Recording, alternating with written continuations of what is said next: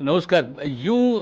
एक हवा सी बन रही है और हरियाणा का हिसार इस समय देश के अंदर काफ़ी अहम और चर्चा में बना हुआ है।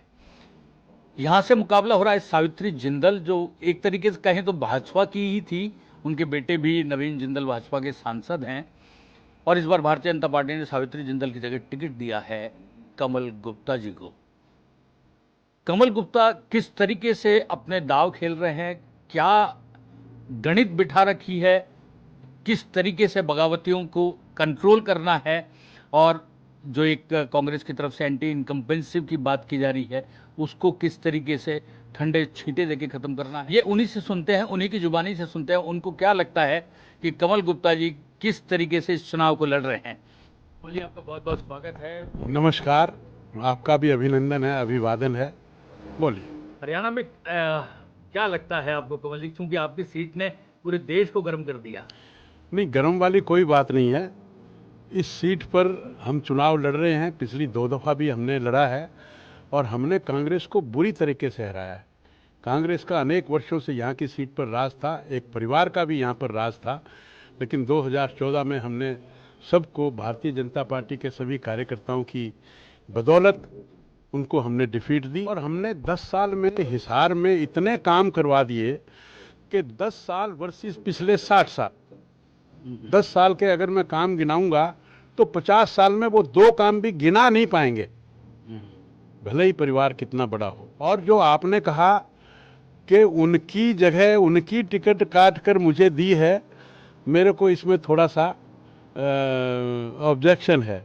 ये टिकट हमारी थी और हमारी है और हम यहाँ से चुनाव जीतेंगे। बस उनकी ये इतना ही सत्य है जितना आप मेरे सामने बैठे। बस उम्मीदें आपने तोड़ दी ना।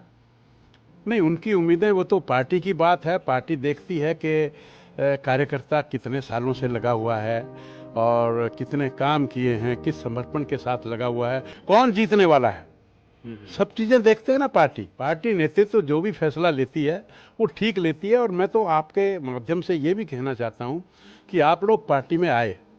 कोई हमारी पार्टी में हजक्का से आया, कोई हमारी पार्टी में आया कांग्रेस से आया, कोई हमारी पार्टी में इनेलो से आया। अब किस मंशा के साथ वो आए? क्या वो पार्टी की विचारधारा और सिद्धांत को देखते हुए आए या पार्टी में केवल टिकट के लिए आए? मैं यहाँ 28 साल से भारतीय जनता पार्टी में हूँ और उससे पहले भी राष्ट्रीय स्वयंसेवक संघ का समर्पित कार्यकर्ता रहा हूँ। मैं भारतीय जनता पार्टी में विचारों की दृष्टि से आया हूँ। मेरे विचार उससे मेल खाते हैं। मैं हिंदुत्व की बात करता हूँ, मैं राम मंदिर की बात करता हूँ, मैं धारा 370 की बात करता हूँ। वो लोग आए, उस कांग्रेस से आए जो अब जो हमने भारत में धारा 370 जम्मू कश्मीर में तोड़ी है, वो तो ये कह रहे हैं कि हम तो लगाएंगे। वो उस विचारधारा से आए, टिकट की वजह से आए। नहीं मिली तो वापस चले गए, कांग्रेस में चले गए। और टिकट नहीं मिली तो उन्होंने कहा कि मैंने तो कांग्रेस छोड़ी नहीं। और फिर उन्होंने ये कहा कि मैंने भारतीय जनता पार्टी ज्वाइन नहीं की। अरे भाई, ज्वाइन नहीं की तो टिकट की उम्मीद क्यों लगाए हुए हो? तो जो आपने ये कहा कि उनकी टिकट कट गई, वो तो ये कहते हैं कि मैंने भारतीय जनता पार्टी कभी ज्वाइन ही नहीं की। तो आप क्या मानते हैं, आपका सीधा मुकाबला सावित्री जिंदल से है या हमारा किसी और मुकाबला पार्टी से? कांग्रेस से है। देखिए, जो लोग आते हैं जाते हैं, कोई भी पार्टी को छोड़कर जब जाता है तो उसका उतना वजन नहीं रहता। कोई भी वजन होता है वो पार्टी की वजह से होता है। कांग्रेस है, कांग्रेस को विरासत में सत्ता मिली थी। भी उनके 400 एमपी होते थे, अब वो 42 पर आ गए, फिर 54 पर आ गए और अब वो 99 पे आ गए। और 99 पर आने के बाद भी उनको इस बात का दुख नहीं है कि उनको 3 की दहाई नहीं मिली, 3 का आंकड़ा नहीं, 100 को क्रॉस नहीं। वो इस बात पे खुश हैं कि भारतीय जनता पार्टी ने 400 का नारा लगाया, हमारी 400 नहीं आई।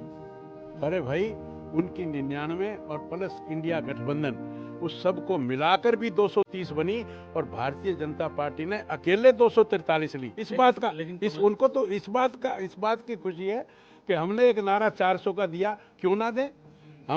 हमारी कभी 4 सीटें होती थी। ये आपका अहंकार नहीं था 400 का नारा देना? नहीं, अहंकार नहीं था। एक कोई बच्चा है, बच्चा पढ़ता है, पास होता है, फर्स्ट डिवीजन आती है और फिर मेरिट आती है। मेरिट आने के बाद उसकी इच्छा होती है कि मैं गोल्ड मेडल लूँ। कोई बात नहीं, गोल्ड मेडल नहीं लिया तो मेरिट में तो फिर भी आया है वो। ये अहंकार की बात नहीं, एक अच्छे उद्देश्य की ओर बढ़ना जो है ये एक स्वाभाविक प्रक्रिया है। ये व्यक्ति की भी, पार्टी की भी, संस्थान की भी, वो हमेशा ऊंचाई को देखते हुए उस ओर ललायत रहता है। ये रहना भी चाहिए। लेकिन कमल जी, आप सावित्री जिंदल से धन के मामले में कहाँ मुकाबला कर पाएंगे, और धन बिना चुनाव नहीं चलता। प्रत्यक्ष को प्रमाण की कोई आवश्यकता नहीं होती। आप 2014 में आइए ना, 14,000 वोटों से। मोदी जी की लहर थी वो तो। क्या 2014 मोदी जी की लहर। नहीं, मोदी जी की लहर तो आज भी है। तीसरी दफा माननीय मोदी जी प्रधानमंत्री बने हैं और पूरे भारत का 60 साल के बाद माननीय मोदी जी ने रिकॉर्ड तोड़ा है। तीसरी दफा भारत की सरकार, बीजेपी की सरकार बनाना नहीं, बहुमत तो मिला ना। बहुमत में क्या, और बहुमत जो है वो कंफर्टेबल है। बहुमत जो है और वो उस गठबंधन का है जो कि चुनाव से पहले गठबंधन हुआ था। तो जब चुनाव से पहले गठबंधन होता है तो वो एक किस्म से एक ही पार्टी होती है। नहीं, नीतीश बाबू तो हमेशा आपको दिखाते रहे ना आईना, तो इसलिए वो गठबंधन आपकी देखिए, बात में आना जाना, नए लोगों का बोलना, वो सब उनका चरित्र दिखाता है। भारतीय जनता पार्टी की तीसरी सरकार पूरे 5 साल चलेगी, ठोक के चलेगी। हिसार बताइए आपको, हिसार में मिलेगा हिसार में कमल का फूल खिलेगा और टोटल हरियाणा में कितनी सीटें का अनुमान है आपको? 100% बहुमत की सरकार भारतीय जनता पार्टी की हरियाणा में बनेगी। कमल गुप्ता भारतीय जनता पार्टी के हिसार से प्रत्याशी हैं। विश्वास के साथ में बहुत बड़ा दावा भी कर रहे हैं कि हरियाणा में भारतीय जनता पार्टी की सरकार बनेगी।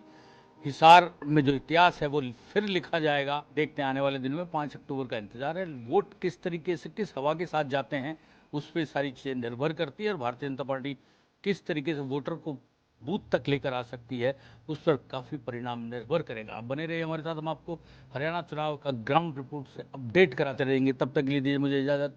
नमस्कार। नमस्कार।